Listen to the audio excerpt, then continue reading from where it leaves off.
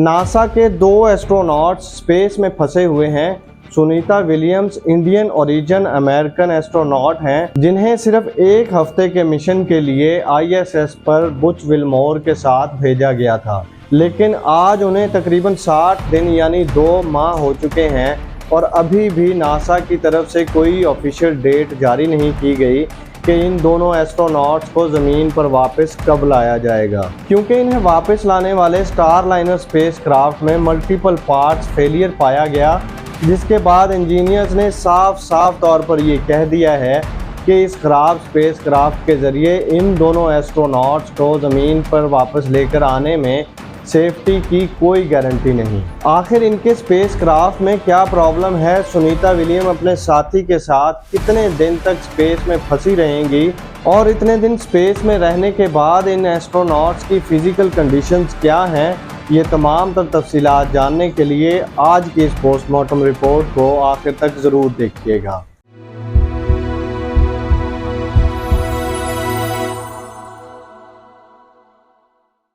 अस्सलाम वालेकुम, मैं उमैर शहजाद और आप देख रहे हैं पोस्ट का पोस्टमार्टम। 5 जून 2024 को नासा ने अपने 2 एस्ट्रोनॉट्स को स्पेस की तरफ रवाना किया।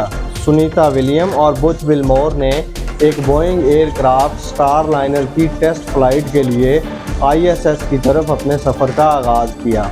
25 घंटे का ये सफ़र कामयाबी से तय करने के बाद विलियम्स और विल्मोर इंटरनेशनल स्पेस स्टेशन पर पहुंच गए। शुरुआत में ये मिशन सिर्फ 1 हफ्ते का था और ये हफ्ता 2 हफ्तों में तब्दील हो गया और आज 2 महीने बाद भी ये एस्ट्रोनॉट्स अपने घर वापस ना लौट सके। खतरनाक बात यह है कि नासा की तरफ से अभी तक इनकी वापसी का कोई टाइम फ्रेम तक नहीं दिया गया। दोस्तों, इस टेस्ट फ्लाइट में एस्ट्रोनॉट्स ने स्टारलाइनर के स्पेसक्राफ्ट में कई मैल फंक्शंस रिपोर्ट किए। शुरू में नासा ने इन एरर्स को ज़्यादा सीरियस इश्यूज ना समझा और इनको फिक्स करने का काम विल्मोर और विलियम्स को देते हुए नेक्स्ट रिटर्निंग डेट 26 जून अनाउंस कर दी। वैसे भी बोइंग का कोई इंजीनियर सतह ज़मीन से 400 किलोमीटर ऊपर स्पेस में जाकर इस स्पेसक्राफ्ट के ख़राब पार्ट्स को तब्दील या ठीक नहीं कर सकता था। इसलिए अब पूरी जिम्मेदारी इन दोनों एस्ट्रोनॉट्स की थी कि वो अपने स्पेसक्राफ्ट को ठीक करें ताकि वो सेफली ज़मीन पर वापस आ सकें। इन दोनों एस्ट्रोनॉट्स ने स्टारलाइनर के कई पार्ट्स की रिप्लेसमेंट की, लेकिन वक्त गुजरने के साथ साथ इन एस्ट्रोनॉट्स और नासा ये बात समझ चुके थे कि ये मैल फंक्शंस कोई मामूली मैल फंक्शंस नहीं हैं, क्योंकि स्टारलाइनर के कई इंपॉर्टेंट पार्ट फेल हो चुके थे और इनमें सबसे अहम पार्ट इसके थ्रस्टर्स हैं, जो कि ज़मीन पर वापसी के दौरान इस स्पेसक्राफ्ट की स्पीड को कम करके सेफ लैंडिंग में अहम किरदार अदा करते हैं। दोस्तों, 28 में से 5 थ्रस्टर्स पूरी तरह फेल हो चुके थे।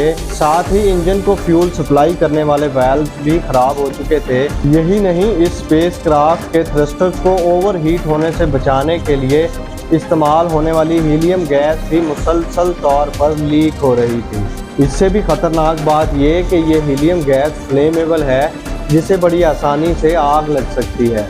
अब ये सारे मसाइल इतने सीरियस हैं कि ज़मीन पर मौजूद बहुत से इंजीनियर साफ तौर पर ये कह चुके हैं कि ऐसी कंडीशन में इन एस्ट्रोनॉट्स को ज़मीन पर लाना ख़तरे से खाली नहीं और इस चीज़ की कोई गारंटी नहीं कि वो सेफली ज़मीन पर पहुंच पाएंगे या नहीं।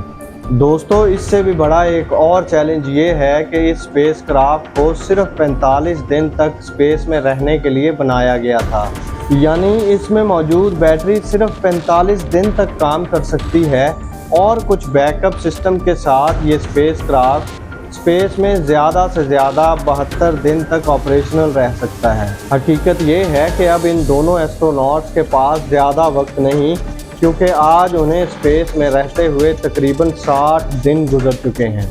नासा और बोइंग ने 27 जुलाई को इस स्पेसक्राफ्ट के रिएक्शन कंट्रोल सिस्टम का एक टेस्ट किया, जिसके रिजल्ट बहुत पॉजिटिव रहे और अब सुनीता और बुच की वापसी की उम्मीद नज़र आ रही है। लेकिन इस सब के दौरान जैसे जैसे दिन गुजरते जा रहे हैं, स्पेस का माहौल इन दोनों एस्ट्रोनॉट्स के लिए नए चैलेंजेस खड़े कर रहा है। एक तरफ तो सुनीता विलियम्स और बुच विल्मोर ISS पर काफ़ी पुरुमीद नज़र आ रहे हैं, कई वीडियोस में उनको मुख्तलिफ एक्टिविटीज़ करते हुए भी देखा जा रहा है। लेकिन वक्त गुजरने के साथ साथ इन दोनों एस्ट्रोनॉट्स की हड्डियों की डेंसिटी कम हो रही है, जिसकी वजह से वो लगातार बोन लॉस महसूस कर रहे हैं। दोस्तों, लगातार रेडिएशन एक्सपोजर की वजह से इनके कार्डियोवास्कुलर फंक्शन और यूरेनरी सिस्टम बुरी तरह मुतासर हो सकते हैं।